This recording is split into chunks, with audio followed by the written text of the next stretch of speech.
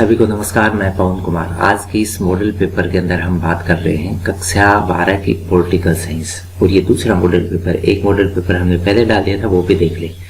तो इस model paper के अंदर हमने जो अभी बोर्ड परीक्षा होने वाली है उसको ध्यान में रखते हुए बहुत ही इंपॉर्टेंट प्रश्न आपके लिए तैयार करके सॉल्यूशन के साथ भेजे हैं। सभी तक इसको भेजें।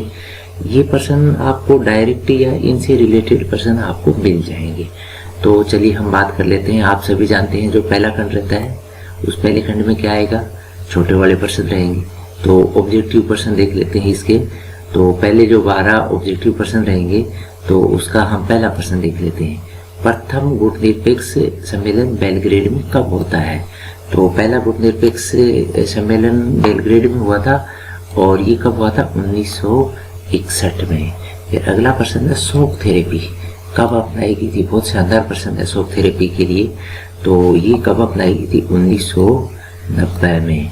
फिर अगला प्रश्न है श्रीलंका में जातीय संघर्ष के बारे में निम्न में से कौन सा कथन, ये यहाँ पर आप करें असत्य है, ठीक है ना। मैंने सत्य टाइप कर दिया था, इसको आप करें असत्य। कौन सा है? नहीं, गलत है, ठीक है। देखो पहला ऑप्शन है श्रीलंका में राजनीति खुले तौर पर सीधे लोगों की पक्षधर थी, ये तो सही है, यानी हम क्या ढूंढ रहे हैं? गलत, ठीक है। दूसरा ऑप्शन देखें, तमिलों के हितों की अनदेखी की जाती थी, तो ये बात गलत है, ठीक है ना। तो ये आंसर इसका सही होगा, ठीक है। अगला प्रश्न है संयुक्त राष्ट्र संघ के अंग हैं, कितने अंग हैं संयुक्त राष्ट्र संघ? तो ये है 6। संयुक्त राष्ट्र संघ में कितने अंग हैं? संयुक्त राष्ट्र संघ में अंग ध्यान देना कितने हैं? 6 अंग हैं। तो ये आंसर रहेगा। फिर अगला प्रश्न है सुरक्षा का बुनियादी अर्थ क्या है? सुरक्षा का बुनियादी अर्थ क्या है? सुरक्षा का देखो सीधा सा बुनियादी अर्थ है खतरे से आजादी, ठीक है, खतरे से आजादी। और अगला प्रश्न है भारतीय जनसंघ। भारतीय जनसंघ के संस्थापक कौन थे? भारतीय जनसंघ के संस्थापक कौन थे? ये थे श्यामा प्रसाद मुखर्जी, ठीक है। फिर अगला प्रश्न है प्रथम पंचवर्षीय योजना में सबसे ज्यादा बल किस बात के ऊपर दिया गया था? तो सबसे ज्यादा बल किस बात पे दिया गया था? कृषि पे दिया गया था। फिर अगला प्रश्न है भारत के अंदर पहला परमाणु परीक्षण। पहला परमाणु परीक्षण है इंदिरा गांधी के टाइम में होता है, और ये कब होता था? हुआ था 1974 में। फिर ऑपरेशन ब्लू स्टार, शानदार प्रश्न है। ऑपरेशन ब्लू स्टार किस राज्य से संबंधित है? ये किससे संबंधित है? पंजाब के अंदर जो खालिस्तानी आतंकवादियों से जुड़ा हुआ एक अभियान भारत सरकार ने शुरू किया था, वो था ऑपरेशन ब्लू स्टार। फिर अगला प्रश्न है निम्न में से कौन कभी भी प्रधानमंत्री नहीं रहा? ध्यान देना, मोरारजी देसाई रहे हैं, चौधरी चरण सिंह रहे हैं, इंद्र कुमार गुजराल भी रहे हैं, और प्रणब मुखर्जी प्रधानमंत्री नहीं रहे। क्या रहे थे? राष्ट्रपति जरूर रहे थे, ठीक है। तो ये शानदार प्रश्न है। डायरेक्ट मैं नहीं कहता कि डायरेक्ट मिलेगी, आपको इनसे जुड़े हुए प्रश्न मिल जाएंगे, आपको बहुत शानदार मदद करवाएंगे परीक्षा में ये। फिर अगला प्रश्न है द्वितीय विश्व युद्ध में धुरी राष्ट्र कौन कौन से थे? धुरी राष्ट्र कौन कौन से थे? तो धुरी राष्ट्र में देखो आपके एक तो जर्मनी था, इटली था, और कौन था?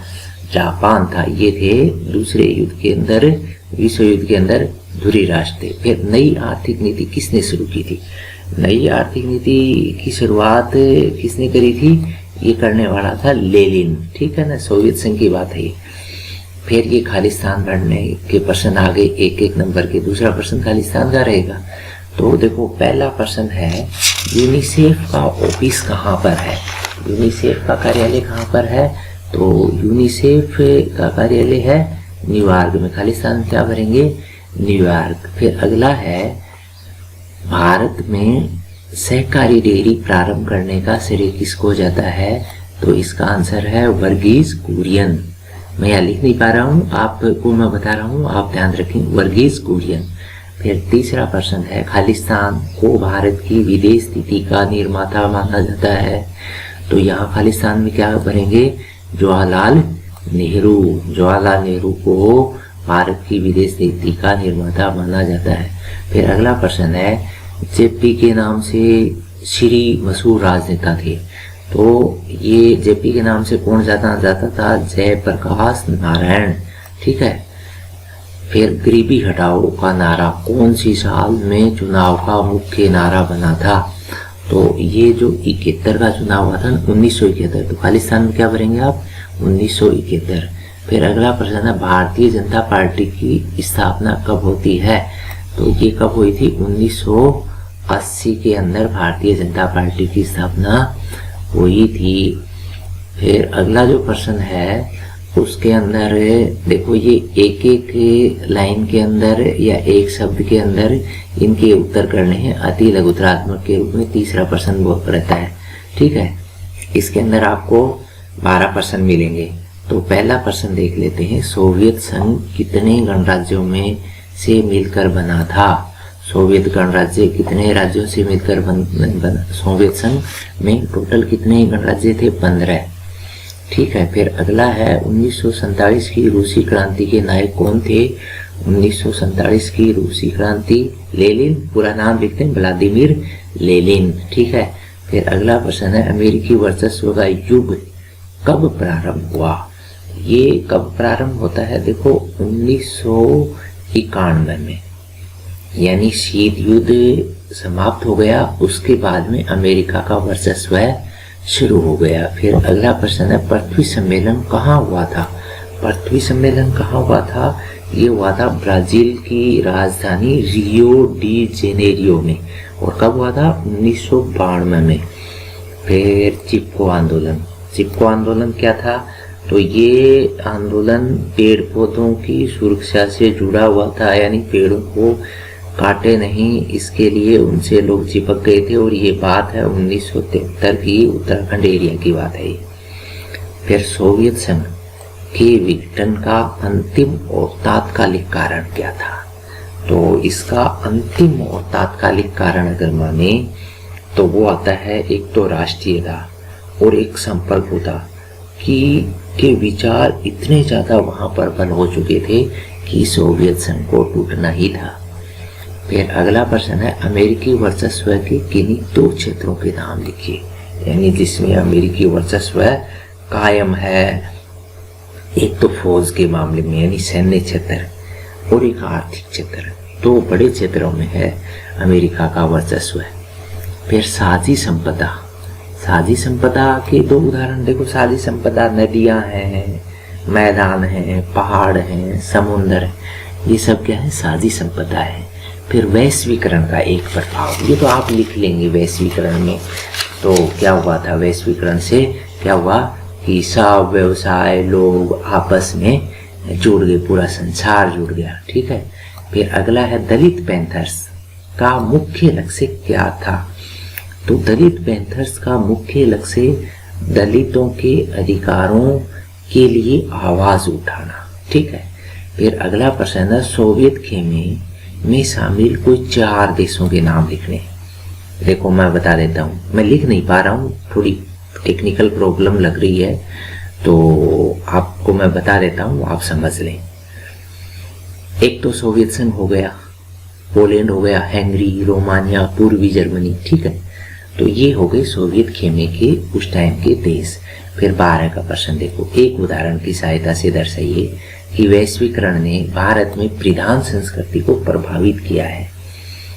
यानी जो वैश्वीकरण हुआ उसके बाद में किस प्रकार से जो कपड़े पहनने वाली कल्चर है बदलाव। तो इसमें देखो, लोग नीली जींस पहन के और ऊपर खादी का कुर्ता पहनते थे, अभी भी पहनते हैं। ये सारा ग्लोबलाइजेशन का असर है। ठीक है। तो ये हो गए अपने खंड ए के प्रश्न। अब आता है खंड ब, इसमें थोड़े बड़े प्रश्न आएंगे। ठीक है। खंड ब के अंदर 2-2 नंबर के प्रश्न रहेंगे और इनकी उत्तर शब्द सीमा कितनी रहेगी? 50 शब्द, यानी करीबन 4-5 लाइनों में ये उत्तर आप करें।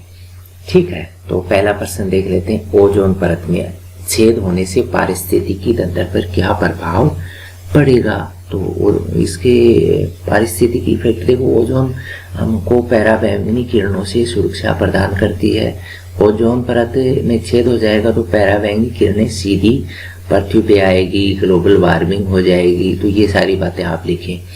फिर अगला है वैश्वीकरण उदय के 4 कारण। तो देखो वैश्वीकरण क्यों शुरू हुआ?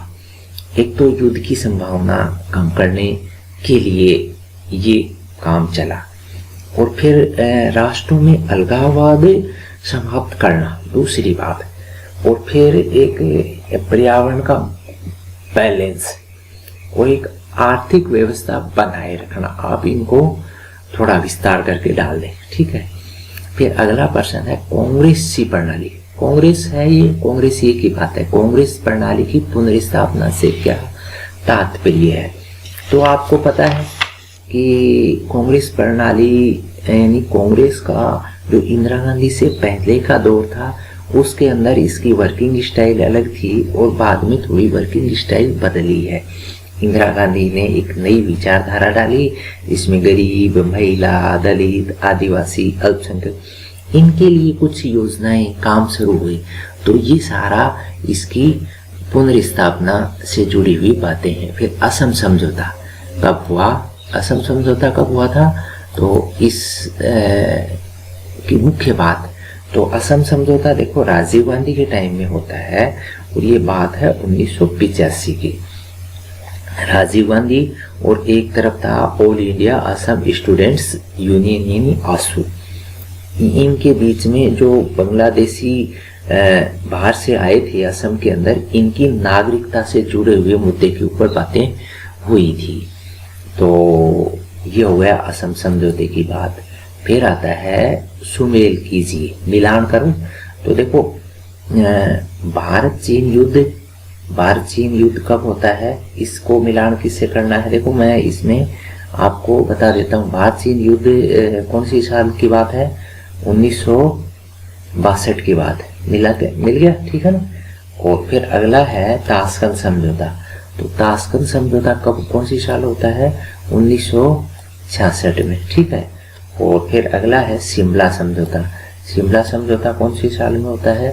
1972 में। और फिर पंचशील की घोषणा कौन सी साल में होती है? 1954 में। तो आप इस तरह से इनको मिला दीजिए। फिर अगला प्रश्न है, आप वर्तमान में विश्व की सुरक्षा को किससे खतरा मानते? कोई 4 कारण लिखिए। तो विश्व की सुरक्षा को किससे बड़ा खतरा है? देखो सीधी सी बात ये है, तो ग्लोबल वार्मिंग सबसे मोटी बात है, आतंकवाद है, महामारियां हैं, प्रदूषण है, मानवाधिकार है, आजकल सोशल मीडिया का दुरुपयोग, ये सारी कोई भी बातें आप लिख दीजिए। तो आप विस्तार से इनको लिखें। फिर अमेरिकी वर्चस्व को किससे चुनौती मिल रही है?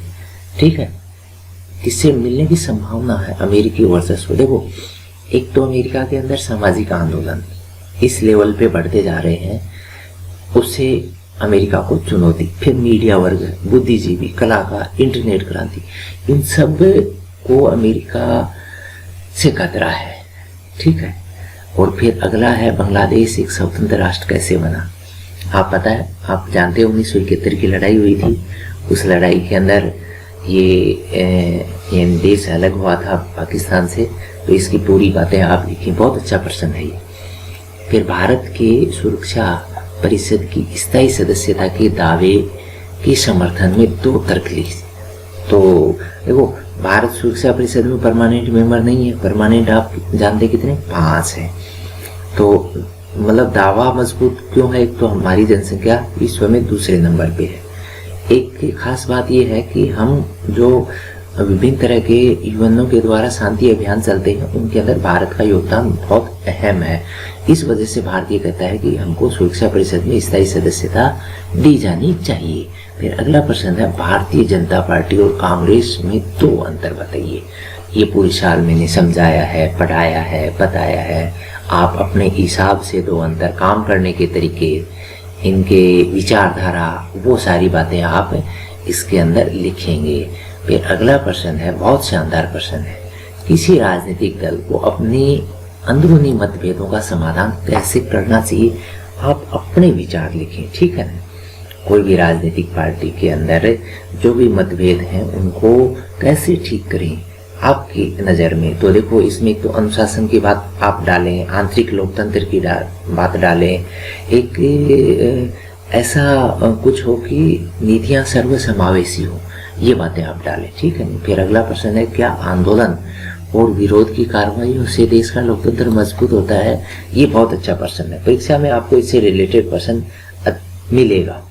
तो देखो, लोकतंत्र के अंदर अगर अंदर कुछ मजबूतियां करनी है तो उन मजबूतियों के लिए बाहर से अगर हमको बातें मिल जाती हैं तो लोकतंत्र के अंदर कुछ संशोधन करने की बातें हैं, तो वो यानी लोकतंत्र को ये सारी चीज़ें बेहतर तरीके से समझाने में और बेहतर तरीके से इम्प्लीमेंट करने में ज़रूरी है आंदोलन और विरोध की कार्रवाइयाँ। तो आप अपने हिसाब से इनके ऊपर बातें लिखें। फिर क्षेत्रीय आकांक्षाएं से निपटने की दिशा में लोकतांत्रिक बातचीत की भूमिका, तो ध्यान दें आप, बातचीत से क्षेत्र के अंदर एरिया वाइज बहुत सारी प्रॉब्लम है। कोई सा एरिया कहता है कि मेरा काम ये नहीं हुआ, मेरा काम ये नहीं हुआ, मेरी ये मांग थी। बातचीत करें, उनके ऊपर डंडा लेके कार्रवाई करेंगे तो समाधान नहीं होने हैं। जैसे आप जानते हैं पंजाब के अंदर उस दौर के अंदर आतंकवाद को किस प्रकार से बातचीत से निपटाया, पूर्वोत्तर के अंदर क्या हुआ था, असम को समझाया, मिजोरम में सुलह हुई, ये सारी बातें आप यहाँ जो आपने किताब में समझी हैं वो डालें। फिर आ गया हमारा खंड स, तो खंड स के अंदर प्रत्येक प्रश्न 3 नंबर का रहेगा और ये थोड़े बड़े करने, 100 शब्दों में आपको उत्तर लिखने हैं। तो इसके अंदर पहला प्रश्न 17 नंबर पे आ गए हम, भारत में नियोजित विकास हेतु प्रारंभिक प्रयास की कोई 3 परिणाम, ठीक है ना। तो किस प्रकार से जो नियोजित विकास हुआ, यानी योजना आयोग ने काम किया, पंचवर्षीय योजनाएं बनी, कृषि के अंदर विकास हुआ, उद्योगों में विकास हुआ, विस्तार से लिखें। फिर अगला प्रश्न है, भारत चीन संबंधों की विवेचना करें। भारत चीन संबंध के जो भी आयाम हैं, शांति सुलह के, पंचशील के हैं या लड़ाई जो भी हुई है, उन सबको यहाँ डालें। फिर बहुत शानदार प्रश्न है, 1975 में जो आपातकाल लगा था ने किस प्रकार भारत की लोकतांत्रिक व्यवस्था को लाभान्वित किया है, ठीक है ना। हम पूछ रहे हैं कि लोग जो आपातकाल लगा था 75 में, उसका लोकतंत्र को बेहतर करने में क्या फायदा मिला, यानी लोकतंत्र में कोई कमजोरियां थी तो वो ताकत बन के समझ में आई लोगों के। फिर लोगों को अपने अधिकारों के प्रति बहुत ज्यादा इस आपातकाल ने जागरूक किया और चुनाव में जनता की ताकत का नेताओं को पता लगा। ये सारी बातें आपातकाल नहीं लगता तो समझ में नहीं आती। फिर गठबंधन की राजनीति के दौर में दलों के बीच उभरती सहमति, कई दल ऐसे होते हैं जो आपस में अलग अलग विचारधाराओं पे, लेकिन जब सरकार बनाने की बात आती है तो वो एक सहमति बनाते हैं। तो ये बहुत सारी बातें मैंने बहुत ही तसल्ली से क्लासों में समझाई है, पुराने वीडियो के अंदर डाले हैं। गठबंधन की राजनीति के पूरे वीडियो डाल रखे हैं, अपने विचार डालिए। फिर अगला प्रश्न है खंड द में आ गए हम, और इसमें अथवा में मिलेंगे आपको। ये 4-4 नंबर के प्रश्न रहेंगे और 250 शब्दों में, निबंधात्मक में है ये। तो ये 3 प्रश्न जो हैं ये अथवा में रहेंगे। तो पहला प्रश्न देख लें, शीत युद्ध पता ही आपको क्या है, अंतर्राष्ट्रीय राजनीति पर शीत युद्ध का प्रभाव, ठीक है। और इसी के अथवा में भारत की गुणनिरपेक्ष नीति की समालोचना, यानी पॉजिटिव नेगेटिव दोनों बातें आपको इसमें लिखनी है, अथवा में है ये। फिर 22 नंबर आसियान का है, आसियान तेजी से बढ़ता हुआ क्षेत्रीय संगठन है, इसके पक्ष में अपने तर्क दें। या अथवा में एक अधिराष्ट्रीय संगठन के रूप में यूरोपीय संघ, तो आसियान और यूरोपीय संघ में से 1% मिलेगा, शीत युद्ध और गुटनिरपेक्षता में से 1% मिल जाएगा। फिर लास्ट प्रश्न पे आ गए हम, स्वतंत्र भारत के समक्ष कौन कौन सी चुनौतियां थी। स्वतंत्र भारत के सामने कौन कौन सी चुनौतियां थी, प्रश्न आपको मिलना ही मिलना है। इस प्रश्न को आप कंठस्थ कर लें। ध्यान दें, जब देश आजाद हुआ था क्या क्या प्रॉब्लम थी। देश के सामने क्षेत्रीय अखंडता को बनाए रखना एक चुनौती थी, फिर लोकतंत्र को कायम रखना एक चुनौती थी, आर्थिक विकास के लिए नीतियां बनाना एक चुनौती थी। विस्तार से इनको लिखिए। इसी के अथवा में आपको मिलेगा राज्यों में पुनर्गठन किस प्रकार से हुआ राज्यों का। तो भारत में राज्यों का पुनर्गठन कैसे हुआ, ये पूरी व्याख्या यानी 1953 में राज्य पुनर्गठन आयोग बना, फिर 1956 में राज्य पुनर्गठन अधिनियम पारित हुआ और उसके तहत 14 राज्य और 6 केंद्र शासित प्रदेश, भाषा के हिसाब से डिवाइडेशन हुए। ये सारी बातें आप मेंशन करें। फिलहाल हम इस वीडियो को यहीं ख़त्म करेंगे। आपको ये वीडियो काफ़ी मदद करेगा, सब तक इसको भेजें। आपका कोई सुझाव है तो कमेंट पे बॉक्स में ज़रूर डालिए, हम कोशिश करेंगे ऐसे ही वीडियो आप तक समय समय पर तैयार करके भेजने की। फिर भी आपका कोई सुझाव हो तो डालिए, चैनल को सब्सक्राइब कर लीजिए। हम ऐसे वीडियो तैयार करके आप तक भेजने का हमेशा प्रयास करते रहते हैं। फिलहाल इस वीडियो को यहीं ख़त्म करते हैं। आप सभी जुड़े, धन्यवाद। जय हिंद, जय भारत।